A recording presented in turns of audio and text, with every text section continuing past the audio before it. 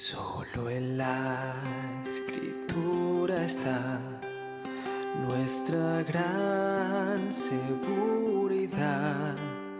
Cielo y tierra pasarán y ella permanecerá. Solo viviré por fe. Salmo 60 tiene como título la versión Reina Valera: la fe en Dios ante los enemigos. Y el versículo 0, la inscripción que hay antes de iniciar, dice de la siguiente forma: al músico principal sobre lirios, testimonio Mitán de David para enseñar cuando tuvo guerra contra Harán Naharaín y contra Harán de Soba.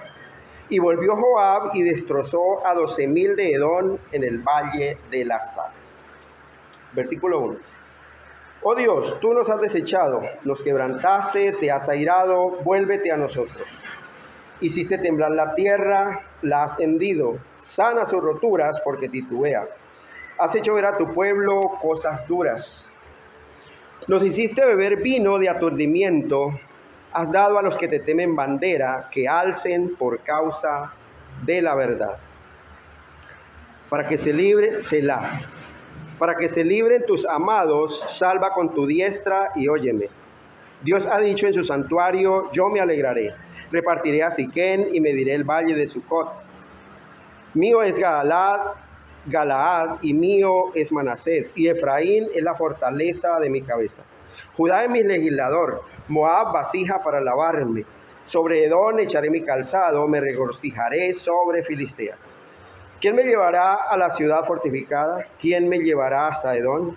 ¿No serás tú, oh Dios, que nos habías desechado y no salías, oh Dios, con nuestros ejércitos? Danos socorro contra el enemigo, porque vana es la ayuda de los hombres.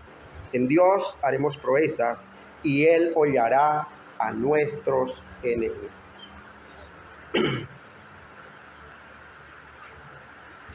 Vamos a orar. Bendito Dios, en esta mañana, mi anhelo, Señor, es que reconozcamos, Señor, nuestra necesidad de ti.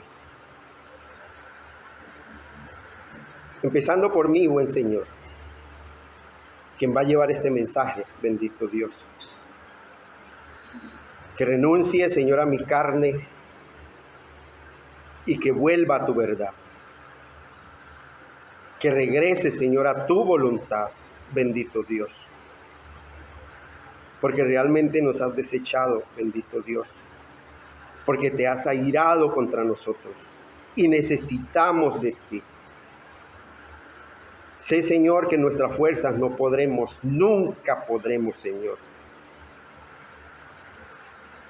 Y necesitamos, Señor, que tú obres en nuestras vidas, Señor. Como dice también el salmista, Señor, tiempo es de actuar, buen Señor, porque hemos invalidado tu ley. Necesitamos de ti, poderoso de Israel. Este pueblo, Señor, que se congrega hoy en este lugar, junto conmigo, Señor, necesita de ti. Es un grito de angustia, Señor, es un lamento, porque necesitamos, Señor, de tus misericordias, poderoso de Israel. Te lo pedimos en esta mañana, en Cristo Jesús. Amén. Amén. Yo he titulado todo el Salmo, independientemente de los 3 puntos en los que los he dividido, volviendo a la voluntad de Dios. Volviendo a la voluntad de Dios. ¿Por qué razón? Porque es que nosotros somos tan tenaces para andar en nuestro propio consejo, para andar en nuestra propia voluntad, y no entendemos que por esa causa somos desechados de Dios. Por eso es necesario que regresemos al principio, que regresemos al inicio. Cuando Dios crea al hombre, ¿Cómo andaba el hombre? En el día de la creación. Andaba en la voluntad de Dios, en el consejo de Dios. Y todo era un paraíso terrenal. Hasta que el hombre quiso andar en su propio consejo. Hasta que el hombre quiso decir, oiga, Dios como que no es tan sabio. Como que hay alguien más sabio que Dios y Dios como que me está frenando y no deja que mis ideas fluyan. Eso fue lo que pasó en el paraíso. El ser humano como que menospreció a Dios y despreció el consejo de Dios que le había dicho, mire, aquí le entrego todo esto para que lo disfrute, para que lo señoree, para que haga lo que quiera, para que lo cuide, para que coma lo que quiera. Solo una cosa le pido. Obediencia. Obediencia. Un mandato les dio. De ese árbol no coman. Obediencia. Pero el ser humano se creyó más sabio que Dios. Y desde ahí en adelante, toda la raza humana se cree más sabia que Dios. Nos creemos más sabios que Dios. Y queremos andar en nuestros propios consejos. Y queremos salirle adelante a Dios. Todo el tiempo. Por eso he titulado todo este salmo, Volviendo a la voluntad de Dios. Porque el ser humano, aunque se da cuenta que en sus fuerzas no puede, nunca podrá, siempre es terco y quiere desgastar su vida, desgastar su tiempo, peleando en sus propias fuerzas.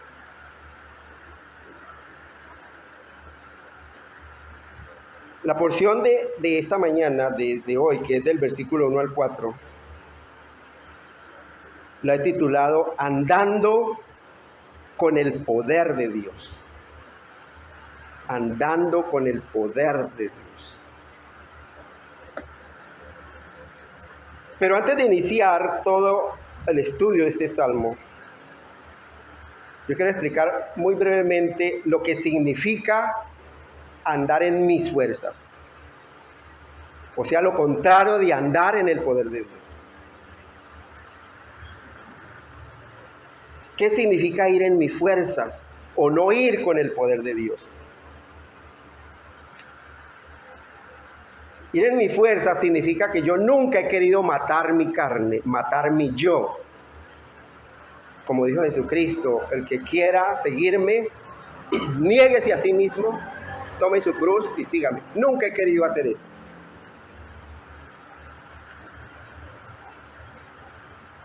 Y en esa situación de terquedad mía, es imposible, escúchelo bien, iglesia, es imposible que el poder de Dios actúe en mi vida para librarme de todas las acechanzas del enemigo. Es imposible porque yo, por mi terquedad, yo mismo expulso el poder de Dios y le digo, Señor, yo necesito tu consejo porque yo soy más sabio que tú. Eso es andar en mis fuerzas. Cuando yo desecho este consejo de Dios, le digo, Señor, usted dice que no deje de congregarme, pero me salió otra cosa más importante, Señor. Tengo cosas más importantes que hacer de ir a sentarme allá, a escuchar a un loco allá hablar.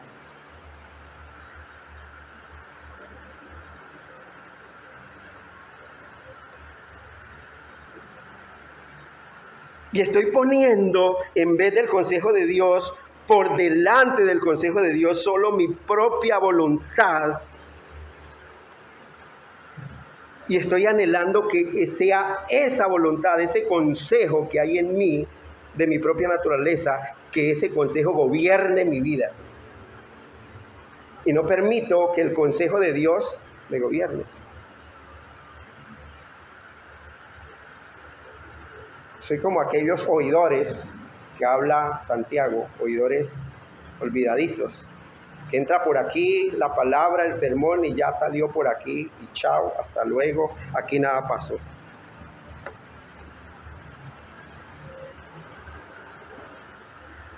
Eso es ir en mis fuerzas. Eso es andar siempre en mis fuerzas, confiando en mi propia sabiduría, en mi propia carne. Pero sin embargo, no ir en mis fuerzas es dejar que este consejo de Dios y su voluntad sean quien gobierne mi vida, sean quien me guíe todo el tiempo, aunque no entienda su consejo y peor aún, aunque no me guste. Aunque no me guste. Eso es andar en el poder de Dios. Y es lo que vamos a aprender en esta mañana. Eso es andar en el poder de Dios. Aunque al principio en mi naturaleza adámica, engañar a mi mujer o casarme con un incrédulo o con una incrédula, o preferir salir con mis amigos no cristianos en vez de estar con mis hermanos, me resulte más dulce y más atractivo que obedecer al mismo Dios.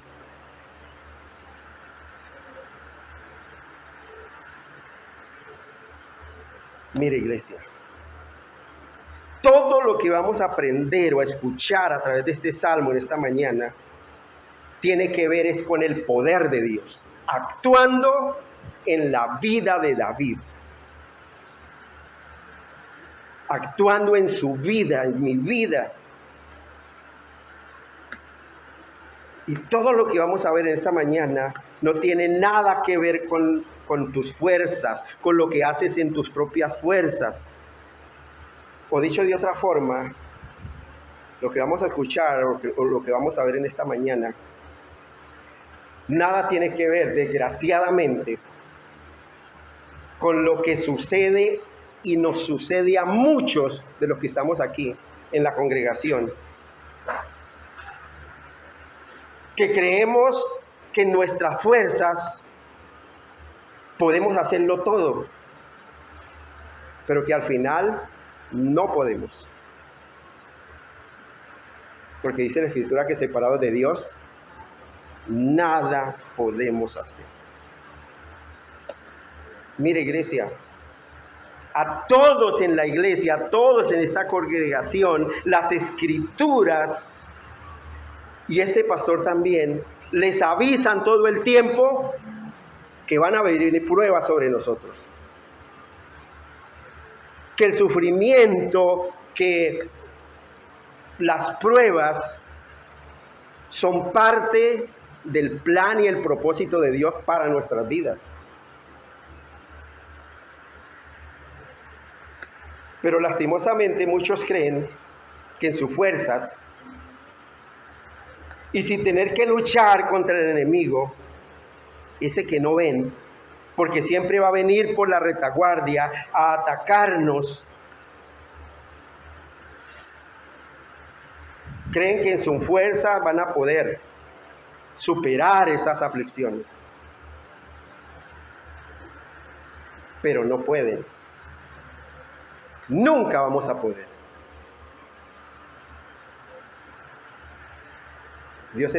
Dios, dice el salmista, es el que rescata del hoyo mi vida. No hay otro. Yo no puedo hacerlo. Cada domingo, las Escrituras, y este pastor también, avisan a todos, y hay una amonestación para todos, incluyéndome. Pero muchos creen, y muchos creemos que nuestras fuerzas, y sin tener que matar ese yo egoísta, esa carne que nos mueve todo el tiempo al pecado, podemos superar las pruebas o las aflicciones. Y no podemos. Nunca vamos a poder hacerlo en nuestras propias fuerzas. Mire, iglesia, mi oración, y me he estado en esta semana orando y desgastando y quedándome aquí hasta tarde de la noche cuando estaba repasando este salmo, es que hoy, al menos hoy, no sea uno de esos muchos domingos en los que las escrituras avisan, y este pastor también, avisan de las pruebas que van a venir, avisan de las aflicciones, pero en los que tú ni yo no hacemos caso. Porque creemos que en nuestras fuerzas y con nuestro propio método vamos a salir triunfantes. Nos creemos sabios en nuestros propios ojos, como leíamos en Isaías.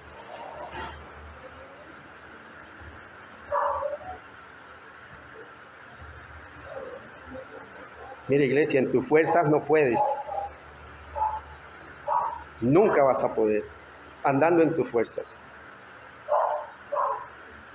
Quiera Dios que esta vez sea uno de esos domingos en que ahora sí realmente, ahora sí de verdad, vas a tomar la decisión de desconfiar profundamente de tu carne, de tu propia sabiduría,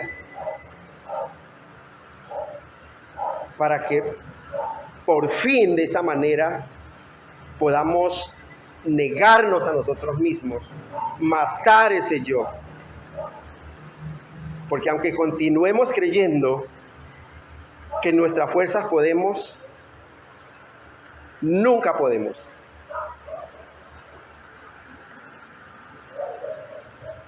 Nunca vamos a poder. Mira, iglesia, durante los últimos salmos, Salmo 54, 55, 55, 57, 58 y 59, durante estos últimos salmos, hemos estado viendo a David que ha sido y ha estado siendo perseguido brutalmente para matarlo. Una persecución tremenda, de 10 a 15 años de persecución, más o menos. Pero ahora no. En este salmo no está siendo perseguido.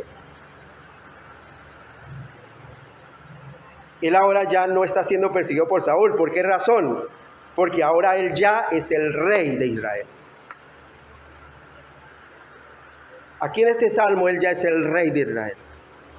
Pero mire, iglesia, algo bien interesante que tenemos que tener en cuenta es que las cosas en este mundo, y mientras no estemos de la mano con el Señor,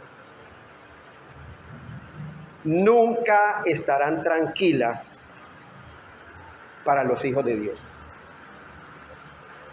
Nunca van a estar tranquilas, ni siquiera para nosotros los hijos de Dios. Mire, si porque usted cree que está en la iglesia,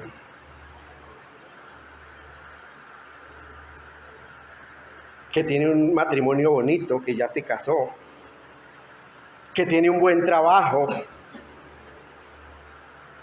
que está estudiando una buena carrera, que nunca enferma,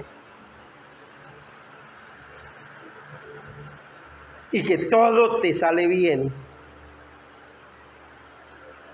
O sea que si porque crees, como en el caso de David, que ya es el rey de Israel, si crees que por esas causas no vas a tener guerras que luchar y ganar, estás muy equivocado.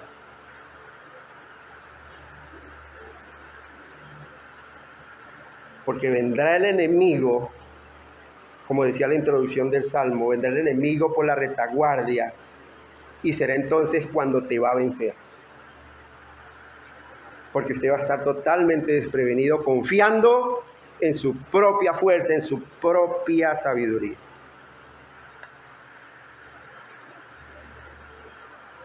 Si porque usted cree como aquel rico insensato, que todo lo que usted ya ha conseguido,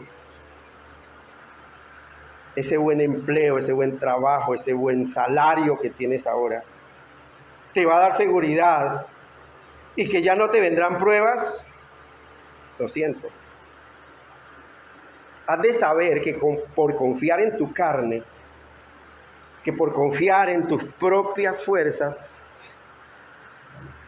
te van a llegar derrotas inesperadas. Eso téngalo por seguro.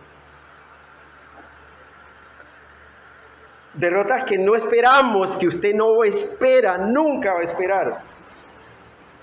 En tu casa, en tu trabajo, en tu matrimonio, en tu relación con tu familia, en tus estudios. Y que esas derrotas van a servir para destruirte o para hacerte más fuerte en el Señor. Recuerden a enseñanzas anteriores que al corazón regenerado, las pruebas, las aflicciones lo acercan más a Dios. Pero al corazón no regenerado, esas pruebas, esas aflicciones que hacen, lo alejan de Dios. ¿Por qué? Porque se cree sabio en su propio. Dice, pero ¿por qué a mí, Señor? Si yo he sido muy bueno, si yo he sido muy buena. Empezamos a excusarnos delante de Dios.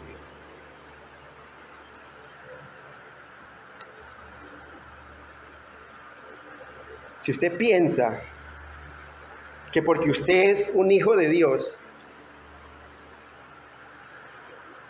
que porque te crees un hijo de Dios, no vas a tener luchas que pelear, siento decirte una mala noticia. Vas a tener esas luchas todos los días de tu vida. Y en algunas ocasiones serán unas luchas, unas batallas, unas pruebas tan duras que en tus fuerzas las vas a perder para que sea el Señor quien las gane. Para que vuelvas al Señor y sea Él quien las gane. Porque usted en sus fuerzas las va a perder, tenga la plena seguridad. Pero si por el contrario realmente no eres un hijo de Dios, todas esas batallas las vas a perder hasta la derrota final. Las vas a perder totalmente. Y no estoy diciendo esto evidentemente para que te desanimes, sino porque es la verdad. Es la verdad. Y esa verdad es lo que hoy vamos a ver. Y debemos que tener en cuenta una cosa: la verdad nunca es mala de escuchar.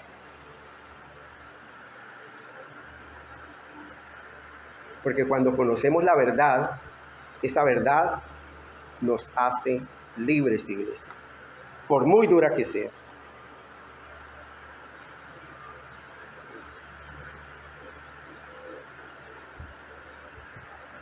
Mire, la verdad de Dios nos anima todo el tiempo a perseverar en ella.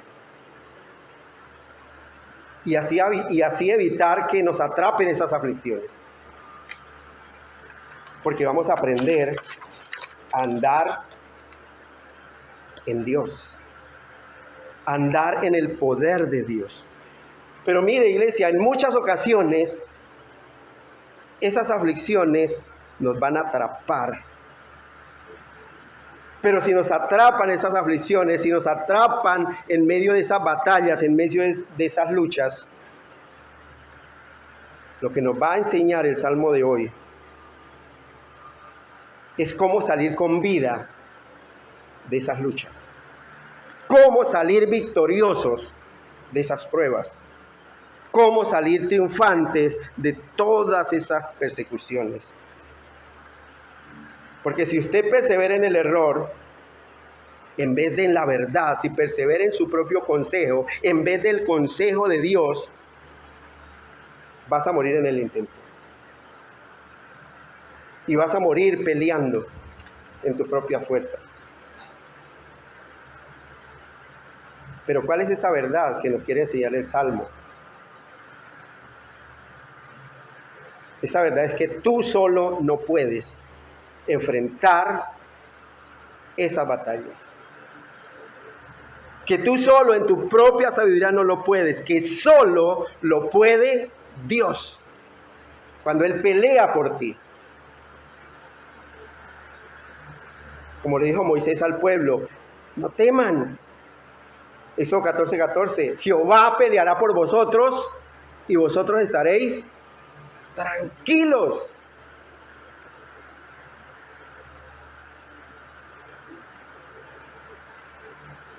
Por eso cuando usted enfrenta sus problemas en sus propias fuerzas, siempre pierde, siempre vas a llevarlas de perder. No hay oportunidad, no hay opción. Antes de entrar y leer los primeros 4 versículos de hoy, vamos a detenernos un poco en la leyenda que hay al principio, que en algunas Biblias está impreso ahí. Y dice así, dice al músico principal sobre lirios, testimonio, Mictán de David, ojo a esto, ¿para qué? Para enseñar. Cuando tuvo guerra contra Harán Naharaín y contra Harán de Soba, y volvió Joab y destrozó a 12,000 de Edom en el valle de la sal. Mire, iglesia, lo que observamos aquí en este pequeño trozo introductorio del Salmo,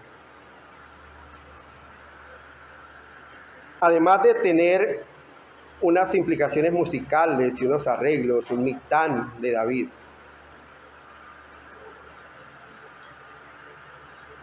nos dice a la historia que se refiere esta indicación, y es lo siguiente. David está en guerra, pero no en guerra en su propio reino, sino contra otros reinos que quieren venir a tomar posesión de Jerusalén, de Israel. Él está luchando con sus enemigos en 2 frentes de batalla. Hemos leído que en el norte y en el este. Porque dice que está peleando contra Harán Naharaín y contra Harán de Soba. Tiene 2 frentes de batalla que está en una lucha tenaz, porque quieren invadir sus territorios. Pero resulta que inesperadamente por el sur, por la retaguardia, se le viene un ejército de más de 12,000 hombres, que son el pueblo de Edom. Y es cuando él tiene que comisionar a Joab, a su general, para decirle, bueno, Joab, vuelva hacia allá y encárguese de esa parte, porque él ve perdido, él se ve perdido.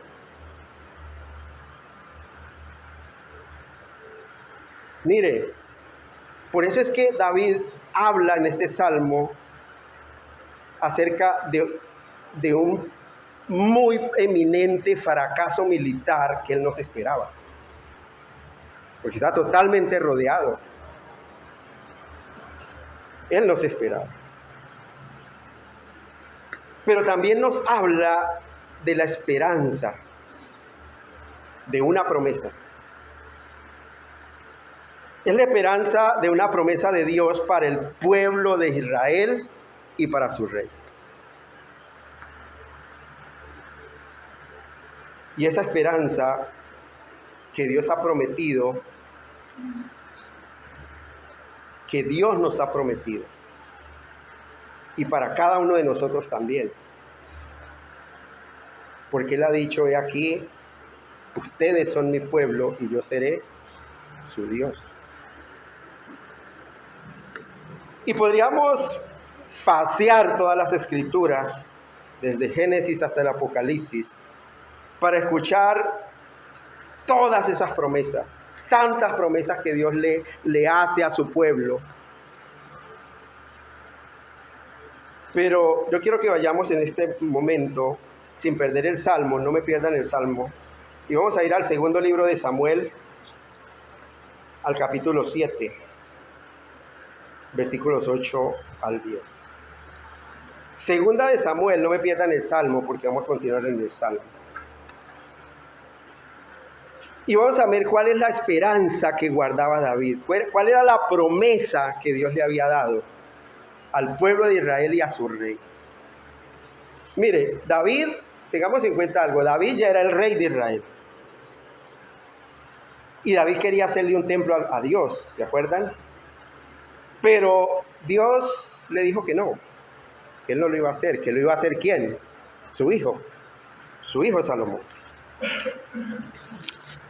Pero fíjese atentamente en las promesas, aquí de este capítulo 7 de la segunda carta, de la segunda libro de Samuel, versículos 8 al 10, que Dios a través de Natán le dice a David. Versículo 8. Ahora pues, dirás así, ya estamos todos ahí. Segunda de Samuel, capítulo 7, versículos 8 al 10, dice: ahora pues, dirás así a mi siervo David: así ha dicho Jehová de los ejércitos, yo te tomé del redil de detrás de las ovejas para que fueses príncipe sobre mi pueblo, sobre Israel. Y he estado contigo en todo cuanto has andado, y delante de ti he destruido a todos tus enemigos. Y te he dado nombre grande como el nombre de los grandes que hay en la tierra. Atentos a este texto del versículo 10. Además, yo fijaré lugar a mi pueblo Israel. Mire, iglesia, escuche bien esta promesa. Yo fijaré lugar a mi pueblo Israel y lo plantaré para que habite en su lugar y nunca más sea removido, ni los inicuos le aflijan más como al principio. Mire la promesa. Mire lo que hemos leído aquí. Es una promesa que Dios mismo hizo a David. Que Dios hizo a David. Pero como hemos dicho, no es la primera vez que el Señor hace una promesa así, porque había toda una serie de promesas hechas al pueblo de Israel sobre la posesión de esa tierra y sobre la heredad que les iba a dar al pueblo de Israel. Y Dios les estaba dando pasos, les estaba abriendo pasos. Él mismo estaba abriendo pasos, mire, iglesia. Dios es el que nos abre paso a nosotros, todo el tiempo, el que nos abre el camino, porque eso es para nosotros. Dios le estaba abriendo paso, sí, pero tenían que luchar. Tenían que luchar para asegurar su territorio. Dios nos abre puertas, pero tenemos que luchar para conservar esas puertas.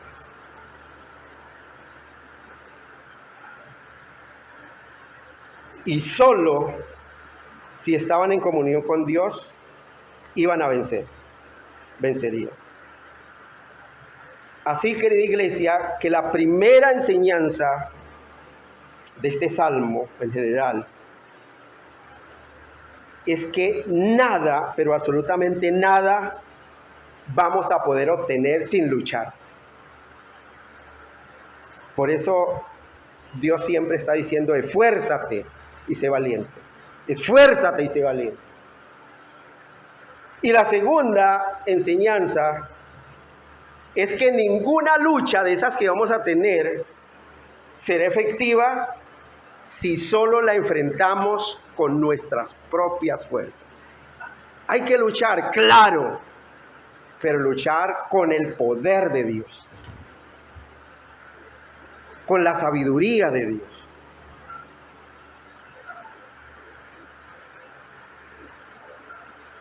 Porque ningún resultado, aunque supuestamente ganemos, será de bendición si Dios no está ahí con nosotros para vencer, para darnos la victoria y que la gloria sea toda para Él.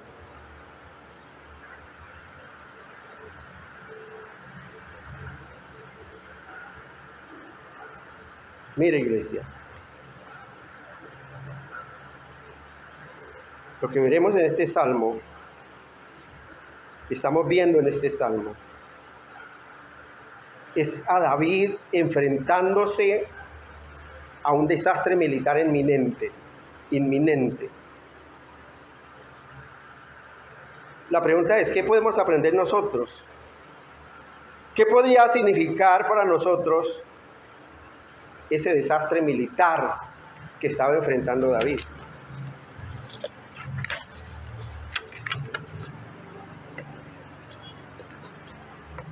¿Qué aplicación espiritual podemos conseguir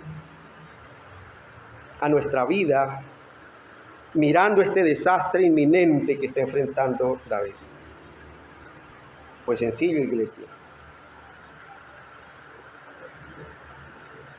Que esas derrotas que nuestro mayor enemigo, que es el diablo, siempre y continuamente va a procurar infligirnos, ese enemigo que siempre va a intentar vencernos, haciéndonos caer en el pecado. Y de esa manera lo que pretende es desanimarnos en nuestro andar con Cristo.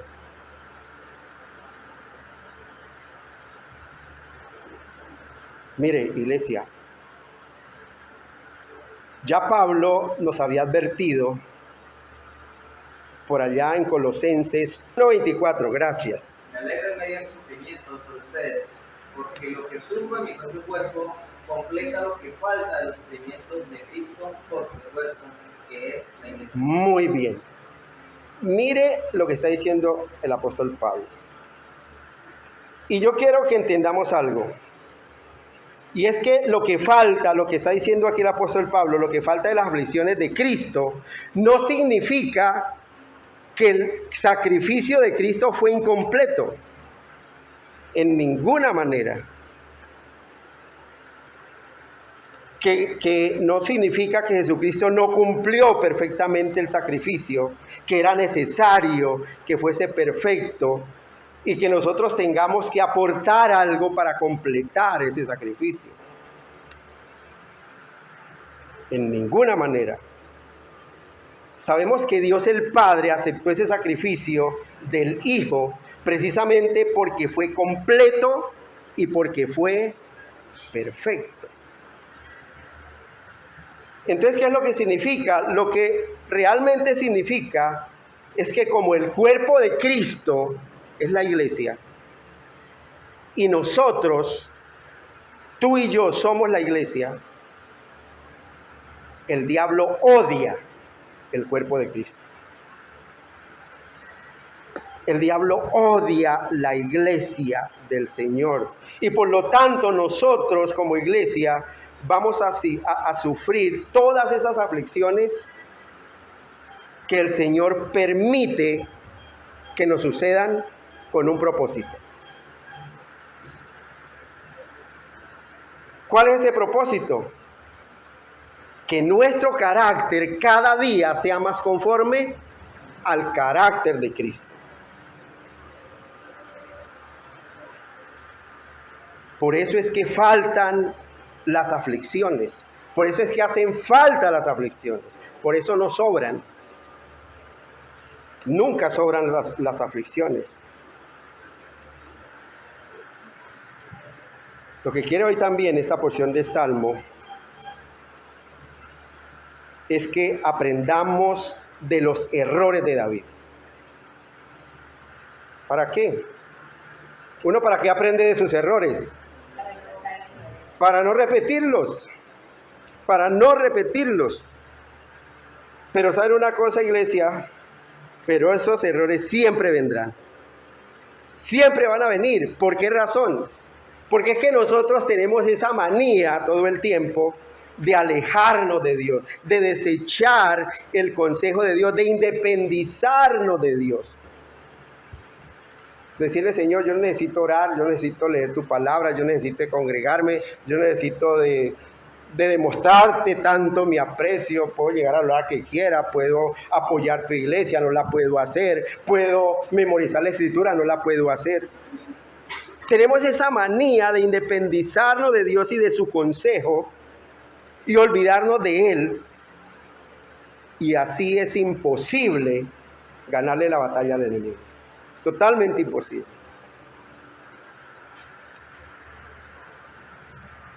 Por eso, ante todas las derrotas que muy seguramente vendrán en la vida, en nuestra vida, ¿dónde encontrar esa esperanza? ¿Dónde podemos encontrar esa esperanza? Pues como le dije al principio, regresando al origen, regresando y recordando cómo era nuestra vida antes de que el hombre cayera en pecado. Volviendo a la voluntad de Dios. Mira, iglesia, volver a la voluntad de Dios siempre es la solución. Siempre va a ser la solución a las derrotas en nuestra vida. Cuando todas estas derrotas nos las ha infligido el enemigo por habernos independizado de Dios. Porque siempre queremos ser independientes. Y nunca podemos ser independientes.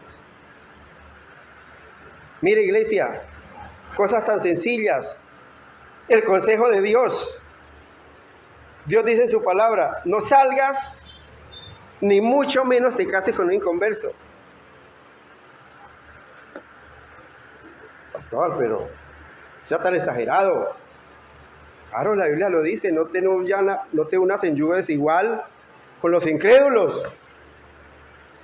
Pero no, es que yo lo puedo convertir. No, si es incrédulo, ya se quedó incrédulo.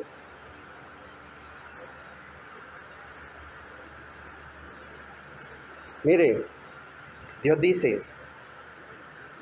no tengas comunión con los incrédulos. Ojo, he dicho comunión. No estoy hablando de que no tengas amistad. Y sobre todo si esa amistad sirve para traerlos a Cristo. Pues estoy diciendo, no tengas comunión con los incrédulos. ¿Se acuerdan lo que dice el Salmo 1? Bienaventurado el varón que no anduvo en consejo de malos, ni estuvo en camino de pecadores, ni en silla de escarnecedores se ha sentado, sino que en la ley de Jehová está su luz. Cuando yo hago eso tengo comunión, entonces con el impío. Pero puedo tener una amistad para que también se aprenda a deleitar en la ley de Dios y traerlo a los pies de Cristo. Pastor, no sea tan exagerado. ¿Cómo pretende que no tenga comunión con el mundo? Claro, usted puede tener amistad, no comunión. Es muy diferente. No compartir lo que ellos hacen. Y no estar de acuerdo con su proceder. Mira, iglesia, Dios dice en su palabra, no tengas a tu marido, ni a tu mujer, o a tu bebé como un ídolo, que los pongas por encima de Dios. ¿Se acuerdan lo que Dios le dijo a sus discípulos? El que no aborrece o a su padre, o a su madre, o a su mujer, o a su hijo, o a sus bienes, no es digno de mí.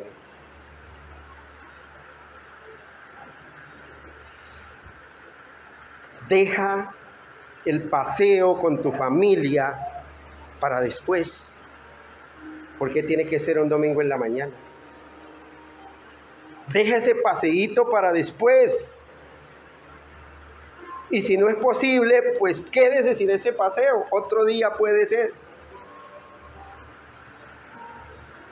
Pastor, pero usted es muy exagerado. No es para tanto. Dios me ha bendecido para que yo disfrute de su bendición, porque yo me lo merezco, porque yo lo valgo, porque harto me he esforzado para disfrutar. ¿Sabe una cosa, iglesia? No tienes ni idea para qué te ha bendecido Dios. No tienes ni idea. Vuelve a tu origen. Vuelve a la voluntad de Dios. Y esas batallas que hoy estás empezando a ver perdidas, las podrás ganar en su poder. Y para su causa, la causa de Cristo.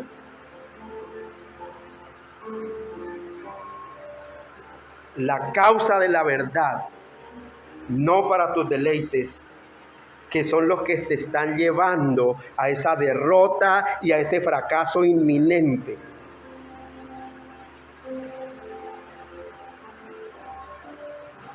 Mire, iglesia, solo nos va a ser posible a nosotros romper todas esas cadenas, todo eso que nos ata a este mundo, si levantamos esa bandera de la verdad que habla el versículo 4.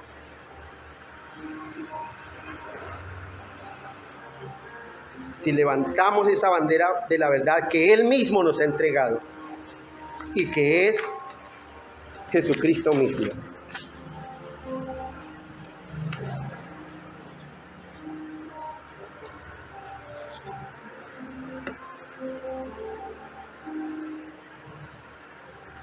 Vamos a ver versículo a versículo, como siempre lo hacemos en nuestra congregación. Porque David ya es el rey David. David ya no está siendo perseguido por Saúl. Hemos visto en los salmos anteriores que Saúl ya murió. Y David ahora está intentando estabilizar ese reino que recibió. Está intentando ganar esas batallas con un propósito, para estabilizar, para traer paz a su reino, para traer progreso a su reino. ¿Y quién era ese enemigo que estaba intentando sacarlo de ahí? ¿Quién es el enemigo de David? ¿Quién es el enemigo del pueblo de Israel? ¿Quién es nuestro enemigo? Todos.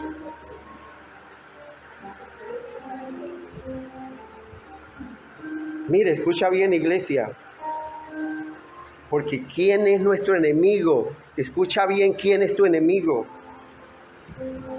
Todos aquellos que querían quitarle esa promesa que Dios le había dado a David, que iba a estar firme en su pueblo y que él sería rey sobre ese pueblo y que lo iba a firmar sobre ese pueblo y que nadie iba a quitarle esa bendición y que nadie lo iba a invadir ni a interrumpir la tranquilidad de ese pueblo. Todos aquellos que querían quitarle la promesa del reino dado por Dios, todos aquellos que querían quitarle la promesa que Dios le había dicho, igual que con nosotros, todos aquellos que quieren robarnos ese gozo de la salvación que Dios ya nos ha dado. ¿Sepa qué va a la iglesia, hermano? Mira, hay un trabajo mejor. Hoy tiene una cita, hoy domingo. Un día que falte no importa. Ese es su enemigo. Ese es su enemigo. Porque quiere robarle la herencia, la promesa de Dios. Que le ha dicho a usted: no deje de congregarse.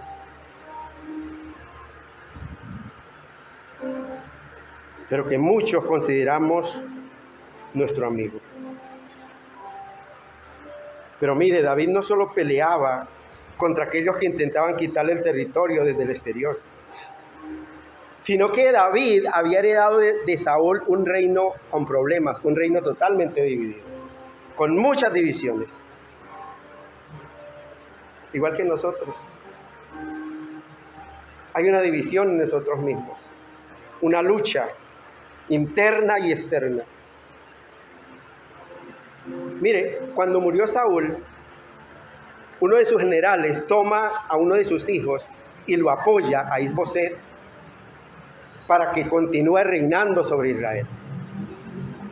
Y es así como Isboset reina, apoyado por un general del ejército de Saúl, sobre la mayoría de la familia del pueblo de Israel. Porque a David solamente se le había unido la tribu de Judá.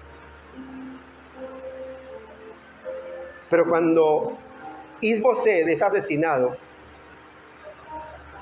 todas las otras tribus ya se le unen a David. Y entonces ya David es el rey de Israel. Y ese fue el reino que heredó David. Un lugar a que además de las luchas internas, se le sumaban las guerras externas que lo estaban asediando, que lo estaban acosando.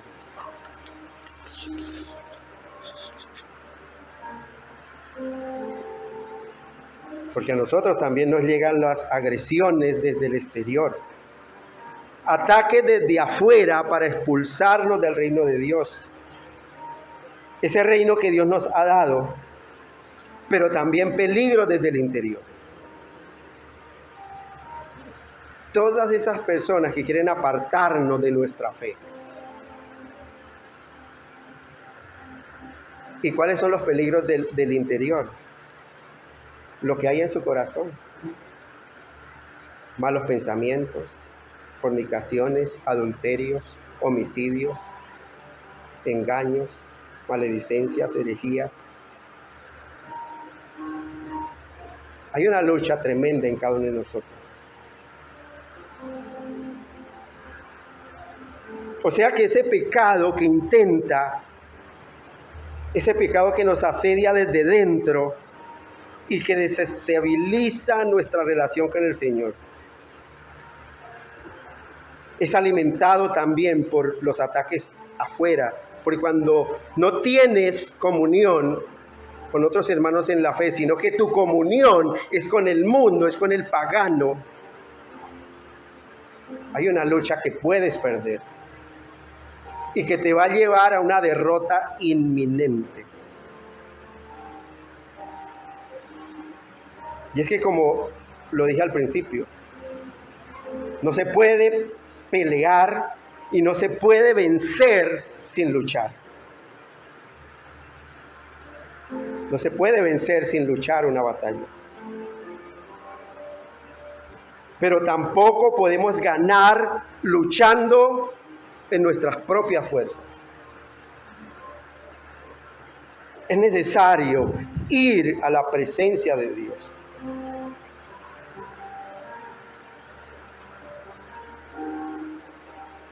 En este momento de su reinado, David no tenía grandes problemas internos, ya que en este momento ya había sido reconocido como rey de todo Israel. Y aunque los problemas internos nunca dejaron de existir en su reino, en este momento del que habla el Salmo, David está peleando contra enemigos externos. Pero surgió un problema. Mientras él peleaba por el noreste, viene un ataque inesperado por la retaguardia, que fue todo el ejército de Edom. Los edomitas estaban atacando.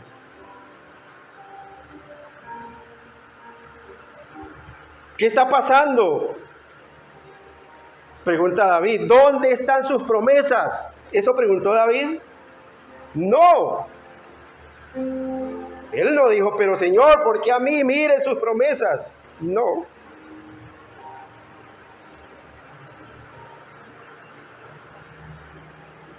Él recuerda toda la situación y la historia de su pueblo y ve que en muchos tiempos, cuando el pueblo se aleja de Dios, cuando el pueblo es idólatra y se aleja de su Dios, Dios lo entrega al oprobio ante las naciones.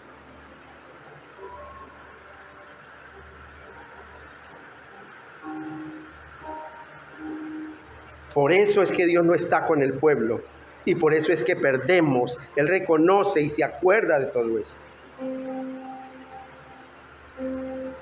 En ninguna manera Él está reclamándole a Dios diciendo, ¿por qué Dios permite esta situación y pone en peligro a todo el reino a pesar de sus promesas? Él no está haciendo un reclamo. Mire, observa bien cómo David ve a Dios. Versículo 1 dice, oh Dios, tú nos has desechado, nos quebrantaste, te has airado.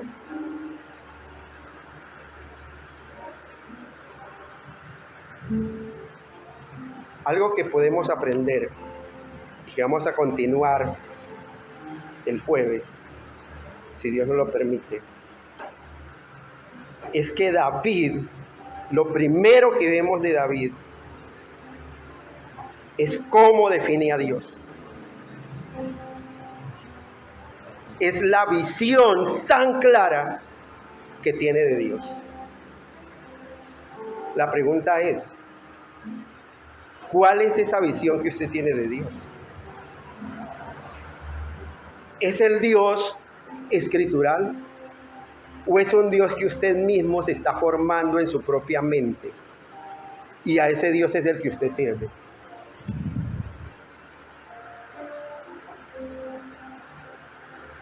Vamos a mirar cuál es la reacción de David ante este inminente fracaso militar al que está siendo expuesto.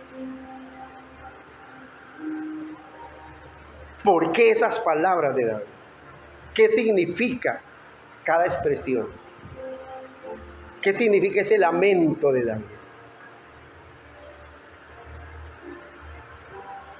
¿Es excusero como nosotros? Que para todo tenemos una excusa.